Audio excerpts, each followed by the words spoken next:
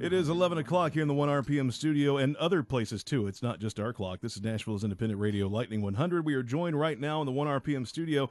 Bands you can see this evening at the Basement East. The McLovins are here. Hello, McLovins. What up? How are we? Oh, we're doing great. Doing good. I'm going to tell you, I've been trying to read my own handwriting all day, which no one should ever try to do. I've almost called you the Melvins like twice. That's a cool band name. It's a very cool band. Yeah, they're great. But no, we're going to go with McLovins because, well, you know, that's the name on the marquee, right? Yes, so there you go.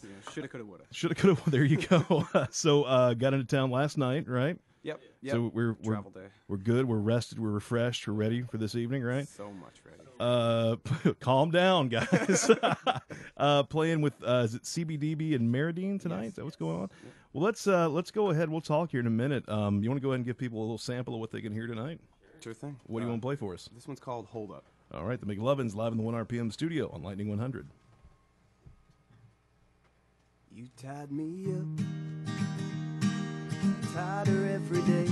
The more I struggle, the less I got away. And if you peel me down to the bare bones, take everything I own, all that's left inside is my heart to call your own. All that's left inside is my heart to call your own. Oh, tell me who has got your key? Is it him or is it me? Hold up what you're drinking, smoke up if you do that. The evening light is breaking on the crimson tide. Better choke up when you see your baby, toke up if you aren't too high. The evening light is breaking on the crimson tide. We had you going on one misguided race, no thoughts could haunt you more than what has gone away. And if you peel me down to the bare bones, take everything I own, ghost that's left inside is the one who hears the song. Ghost that's left inside is the one who hears the song.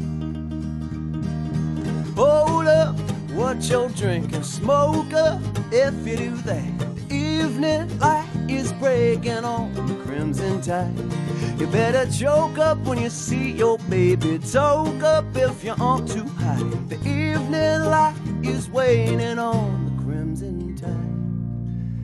I end up driving those after-hour roads. It feels like hiding from the ones I left at home. And if you peel me down to the bare bones, take everything I own, right now I would give anything to be at home. Right now I would give anything to be at home. Right now I would give anything to be at home. Oh, tell me who has got your key? Is it him or is it me? Hold up what you're drinking, smoke up if you do that. The evening light is breaking on the crimson tide. You better choke up when you see your baby, toke up if you aren't too high. The evening light is waning on the crimson tide.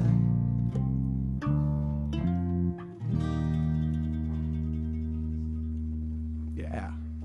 All right, very cool. The McLovins here live in the 1 RPM studio on Lightning 100. Tell us the name of that one more time. That's called Hold Up. All right, and is that one we can get on the People Say EP? It's actually on the one before that, on the Red album. Okay, all right. People say is the latest thing you put out, though, right? Came out in January. Yes. Well, technically, yesterday we put out another single called Imagination. We have a lot of music that we put out all the time. Well, that's kind of a good thing because I mean you're in that line of work, right? Yes, so there you go. Yes, it is our job. Right on. So you guys been together, and correct me if I'm wrong here. Kind of started playing together. Was it around 2009 or so? Yeah, 2008, 2009. It's been about 10 years of everyone Yeah. together, and in this lineup it's been about 6 years. But we called the start of the band 4 years ago, which is when we really came into our own sound. And that is right around 14 and 15. That's when you kind of hit the road full time, wasn't it? Yeah, that was still a lot of traveling. They don't make those roads shorter, do they? No, they really don't. You really have to just get out there and go full force. So then, I mean, when you go from kind of playing together and doing shows and everything to saying, no, this is it full time, this is what we're going to do. I mean, is that scary? Is it terrifying in a good way? I mean, what is that like when you get to that step?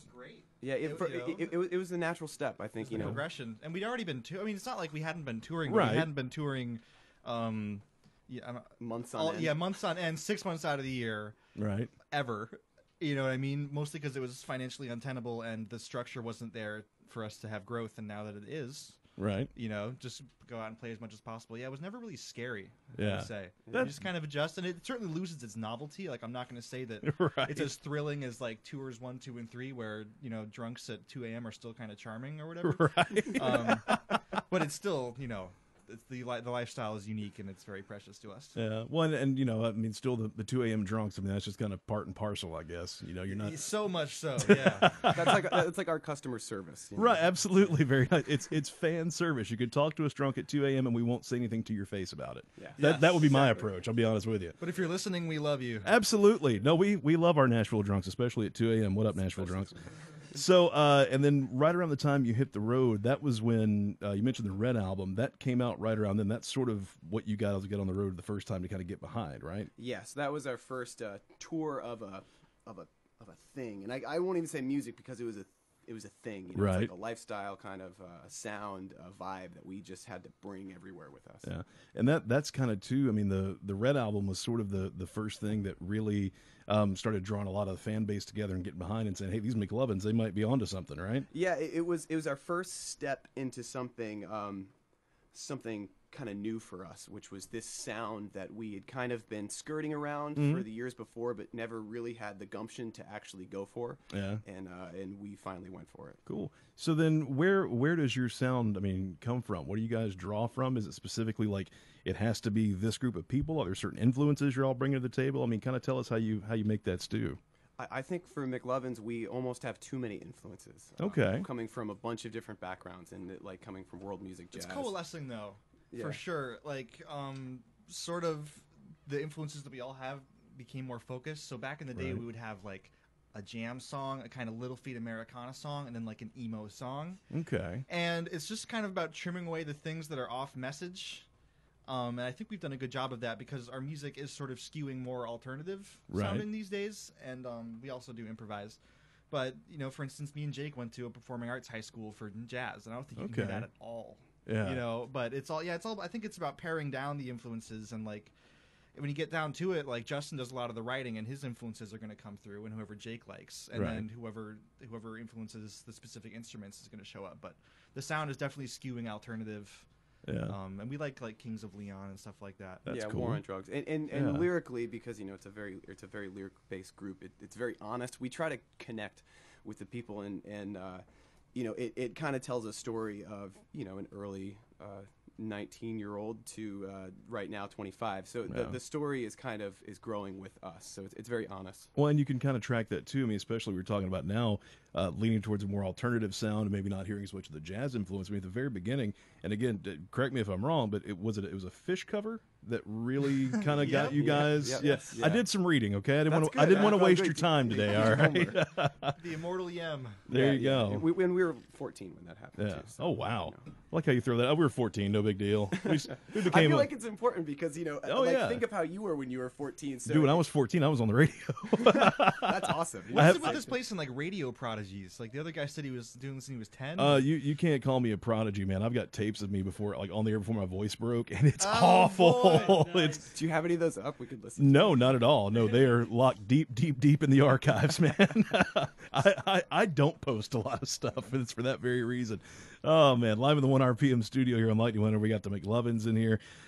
Tell me about. Let's see. Did you guys do the van sessions that you guys? Yeah, those van videos. Van videos. Yeah. I checked some of those out. Tell me about those. That was our way to, because we don't cover too many songs now, but that was our way to kind of play what we were listening to literally in the van. Right. And they're just a cool way just to kind of connect to people and not play our music for a second, kind of take a step aside. Just a way to keep getting. Also, it's novel. We're in a car and the singer is driving.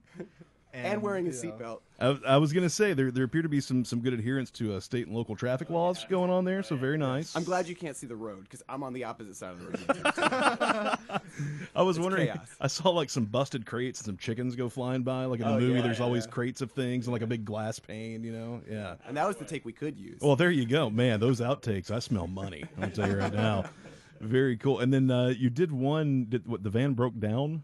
And the van breaks down a lot, but yes, well, okay. yes. But the one you're talking, the hold up video. Yeah, we did hold up, and this guy was on his way to go hang out with some hobos and stopped to watch us, and that was our only audience. And it was the strangest thing. He was like, "Y'all are great. I'm going to hang out with some hobos behind the Walmart." Well, there you go. It was the strangest thing. So you'll always have the 2 a.m. drunks, and you'll always have the hobo behind the Walmart crowd. Yes. Which I mean, you gotta have them. You gotta have them. Most of our fan base right there, for sure. Demographic. I feel your pain. It's quite similar. I understand exactly where you're coming from. You guys have got a big show coming up in New York, right? In April? That's right. Yeah, Gramercy Theater. Gramercy Theater. Have you played there before? No, this is our first step into this venue. Cool. That's very cool. Who are you playing with?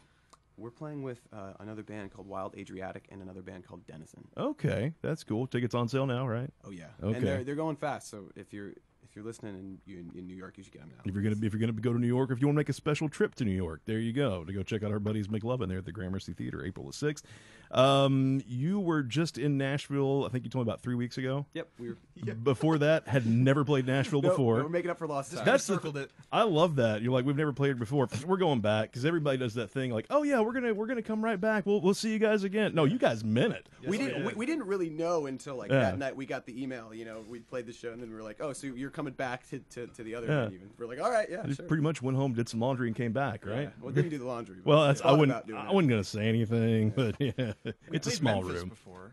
What? We played Memphis before. There you go. And a raccoon came in the venue and bit a lady. Wow. It was crazy, and it was like the She venue was kind of raccoon. egging him on though. And they trapped it in a cooler and duct taped. It was Mr. crazy. Bojangles. Mr. Bojangles. That was his name. And he got 10% of the door. What's that about, right? Man. But he also got a rabies test. Well, there's that. I mean, that comes out of his take too. So yeah, I mean, it's a profit deal. That's how they get you, right?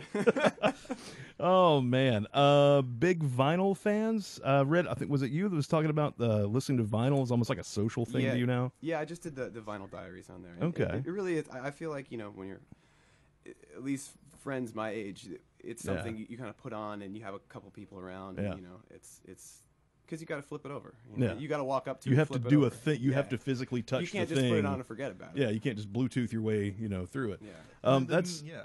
I've got. I've had a young son, so a lot of things I had with chords and whatever had to kind of go away. And I've recently got into. I've got my turntables back up and running. My wife got me a really nice one for Christmas, and so I've been getting back into. I'm totally mystified by the new vinyl that's coming out that's being pressed now the last years because it just sounds so completely different. It's not from an analog master, right? They don't press it from the actual thing, right? And then what gets me is I'm also like I've got. I don't know how many records I own. I've got a big old record collection, but I'm not a guy too like. I just went and picked up recently the Chambers Brothers, the first Chambers Brothers record. I love that album, and the thing of it is like I got it cheap, and it's all beat up and scratchy, but it sounds so good. Yes. I love that. Like I like knowing that I have this record, and whoever had it before would probably appreciate the fact that I'm playing the crap out of it too. Yeah. I enjoy that. It has that nostalgia. To it, which is really what I look for in music. And vinyl somehow can transport you a little bit more than just pressing play on your computer playlist. You know? And it's like a guitar, a bass, or a drum kit, or anything else. I mean, if we have the exact same thing and we're going to do with it whatever we're going to do with it, and we come back to it 10 or 15 years, those two things are not going to sound exactly the same, and they shouldn't. Right. That's kind of part of it. That's one of the things I dig so much about records. That's very the medium cool. too is conducive to focus. Yeah, I find so. Like if you're in your car playing iTunes or whatever, like you play the one song you like and you go around and find another one. Yeah. But I find that just simply because the way that it's set up, it's not difficult to listen to the whole thing all the way through. Right. If I was on YouTube with a playlist, I'd be looking at the next 10 things I could listen to and all that. Yeah. And I just love that about it. And tape is the same way. Yeah. But vinyl is great in that way. I love it. I have a record player right by my side of the bed, and then I have one in our den. And the speakers aim right at my recliner. Like I'm gonna do it the right way, right? Yeah. Very cool. We got the McLovins here in the 1 RPM studio live on Lightning 100 playing tonight at the Basement East, along with Meridine, along with CBDB. You can get their new single. You can also get the People Say EP. And I'll bet you if we ask real nice, we can probably get a little something else here in the 1RPM studio. You want to play something for us? Yeah, I think we could. No, we're just here to hang out. Anything for you, man. I just came in to tune stuff. All right, what do you want to play for us? I think we're going to play one more, which is off the People Say EP. Very cool. It's live on Lightning 100 with the McLovins. If I get a chord. Thank you. I'm real. 1, 2, 3, 4. I'm realizing as Johnny's closing down the bar and says to finish up my drink, I reply, what are my chances that you are holding more than just the keys? This liquor burns and soon I'll be out the door and on the street. Let me lock the door. You can stay for one more.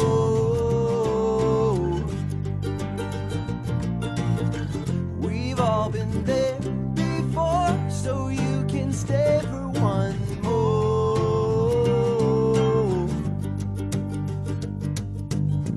He flicks the lights off, except the one above my head. So tell me, friend, what is keeping you from sleeping in your bed? There's some big evil answer, a howl deep inside the night, advocates for the devil, and maybe that's why I'm in trouble. What are my chances that you are holding more than just the keys? These shackles burn to feel the freedom on my skin surrounding me. Let me lock the door. You can stay for one more.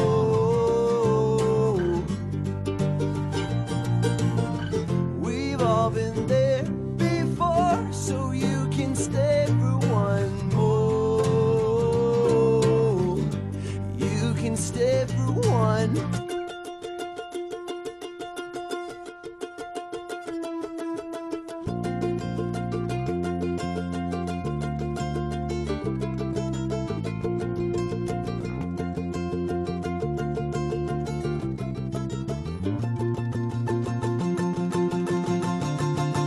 Stay for one more.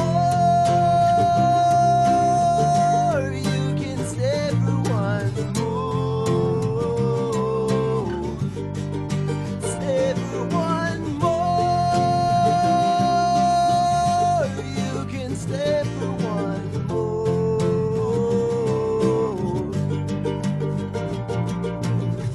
Oh, let me lock the door.